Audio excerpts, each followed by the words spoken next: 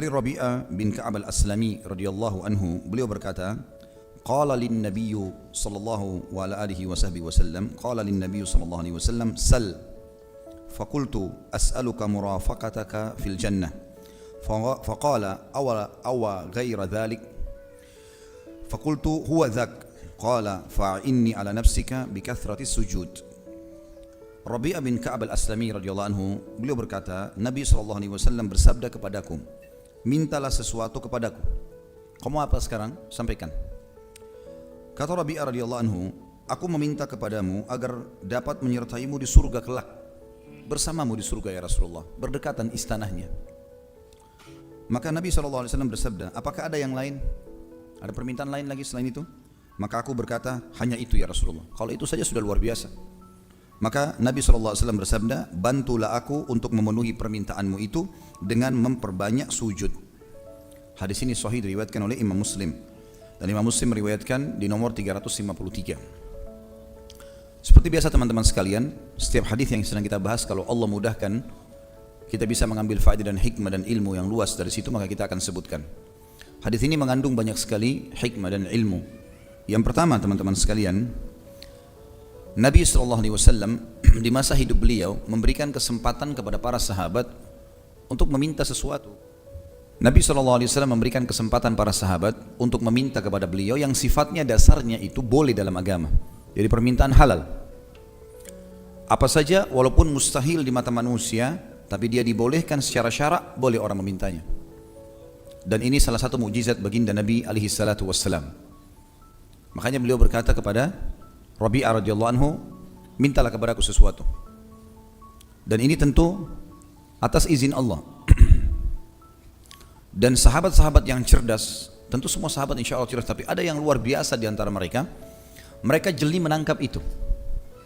Seringkali ada di antara mereka yang datang kepada Nabi SAW mengatakan, ya Rasulullah doakan saya. Ya Rasulullah doakan anak saya. Ya Rasulullah begini. Dan seringkali juga di antara mereka ada yang berani, tanda kutip di sini, untuk memulai pertanyaan atau memulai satu perbuatan yang akhirnya menjadi mukjizat baginda Nabi SAW. Seperti kasus di perang Khandak, ada sahabat yang dibawakan satu keranjang kurma oleh istrinya untuk dia makan, dan waktu itu muslimin lagi kelaparan, ada 1000 orang lagi menunggu di Khandak. Maka dia pun tidak memakan. Dia pun tidak memakan itu. Tapi dia membawa keranjang tersebut ke hadapan baginda Nabi SAW. Lalu mengatakan, ya Rasulullah, istri saya bawain ini, silakan buat anda duluan.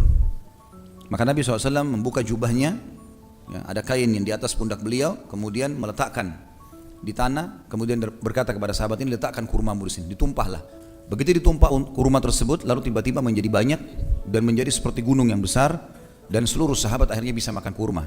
Perilaku sahabat ini, tanda kutip, diikuti keberanian yang sangat besar untuk membuktikan mukjizat Nabi SAW, dan terbuktilah pada saat itu.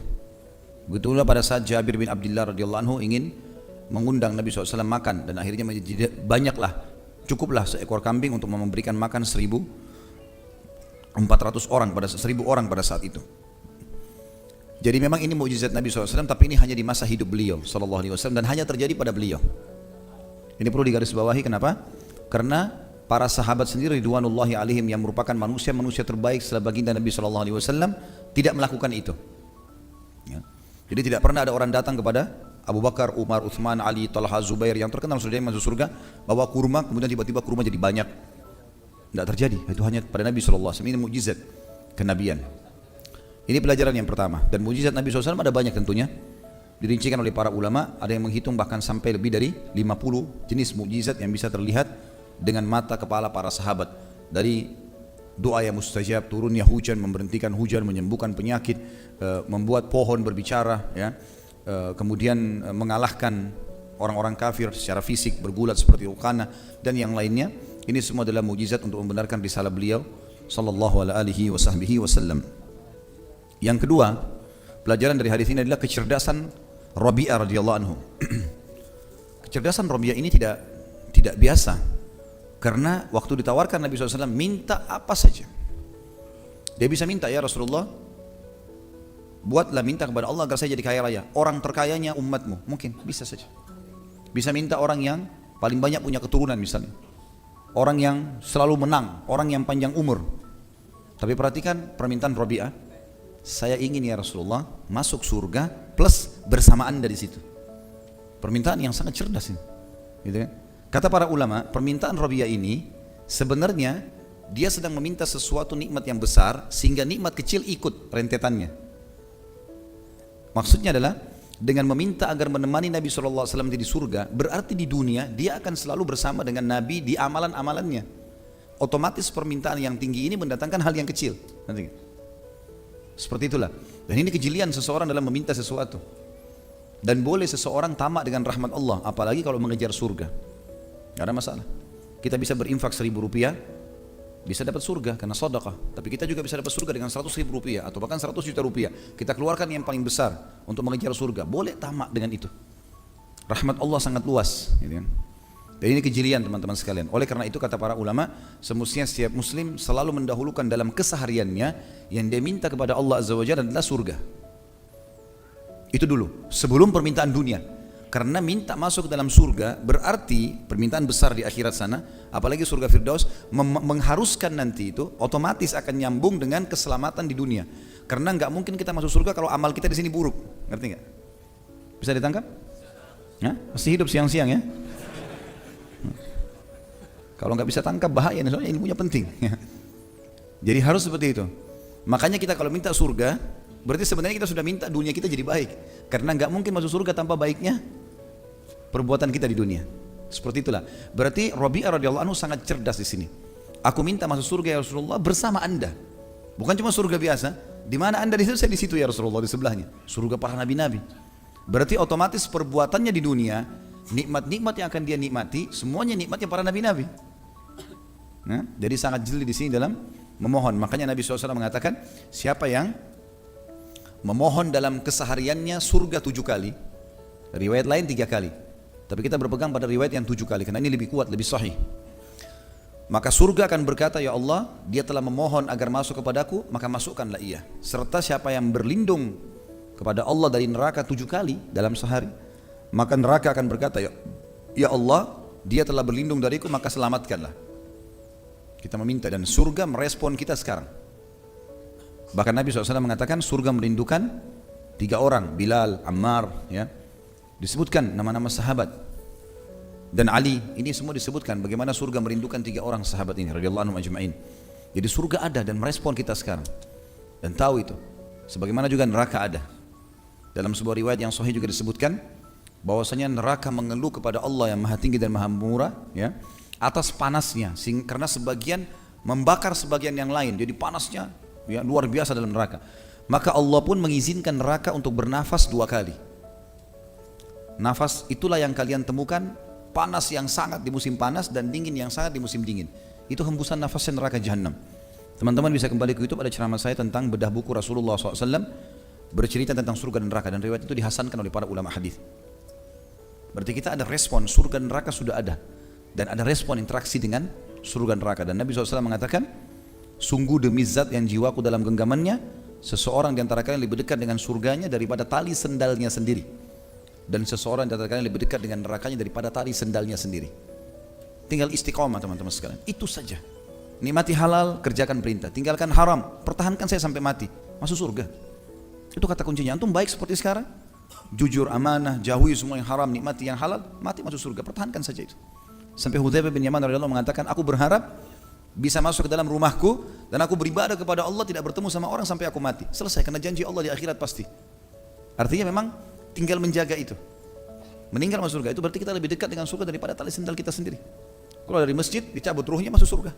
Lagi sujud, lagi baca Quran, lagi bakti sama orang tua, lagi jenguk orang sakit, lagi jihad, luar biasa terbuka semua pintunya. Tinggal sabar dalam ketaatan.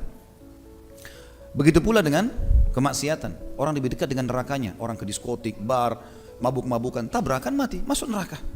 Begitu dekat dia dengan nerakanya, wa na'udzubillah, gitu kan? Oleh karena itu kita harus selalu menyebutkan teman-teman dalam keseharian kita minimal 7 kali. Minta masuk surga dan minta berlindung dari api neraka. Ini pelajaran yang kedua yang kita ambil dari hadis. Tentu tadi yang pertama adalah mujizat Nabi SAW dan bolehnya atau dibukanya peluang bagi sahabat untuk meminta terbaik. Manfaat yang kedua tadi adalah kecerdasan sahabat Rabi'ah radhiyallahu anhu karena meminta surga, dan orang kalau minta nikmat terbesar maka nikmat terkecil akan ikut bersama yang besar itu. Ya. Mungkin kalau kita pasang jala untuk nangkap ikan, targetnya jala itu tangkap ikan paus, ikan-ikan kecil ikut semua kan? Seperti itulah. Biasanya kalau menjelaskan masalah makanan cepat faham ya.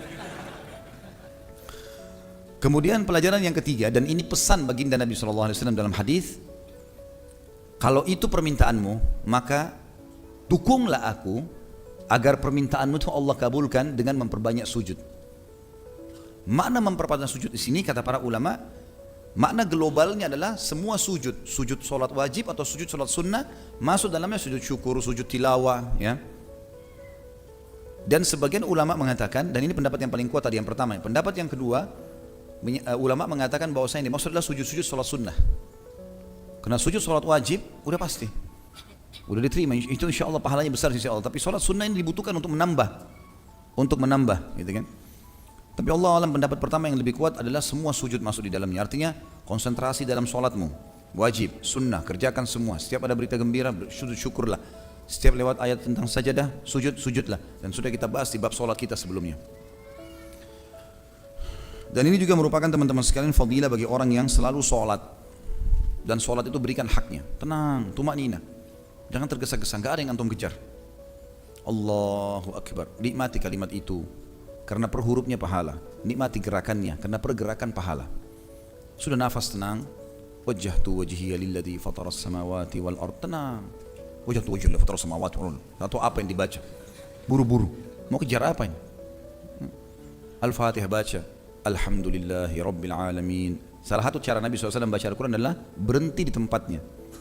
Ar-Rahmanir Rahim. Pelan-pelan. Alhamdulillahirrahmanirrahim. Ar-Rahmanir Rahim. Maliki yaumiddin. Iyyaka na'budu wa iyyaka nasta'in. Apa yang dikejarin? Buru-buru. Kalau antum bicara sama atasan berani nggak ngomong gitu? Nggak ada titik, nggak ada komanya. Diusir dari ruangan itu. Tapi Allah Maha Pemurah, kesian sama antum itu. Kesian hamba saya ini bodoh, nggak ngerti nih. Masih dimaafin, kasih pahala. Dikasih pahala. Allah bilang, insan itu, manusia itu zalumun jahul. Bodoh, zalim dan bodoh. Manusia begitu, suka mau dapat pahala besar tapi enggak memberikan yang terbaik. Bagaimana caranya? Mau sehat, mau kuat, mau keturunan 2.000 rupiah sedekahnya. Cerewetnya luar biasa sama Allah. Tapi 2.000 celengannya.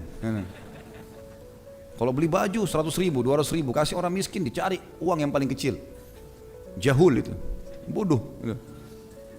Jangan antum masuk kategori orang bodoh ini. Karena bodoh-bodoh dia menjauhkan diri dari rahmat Allah Subhanahu wa taala, gitu kan?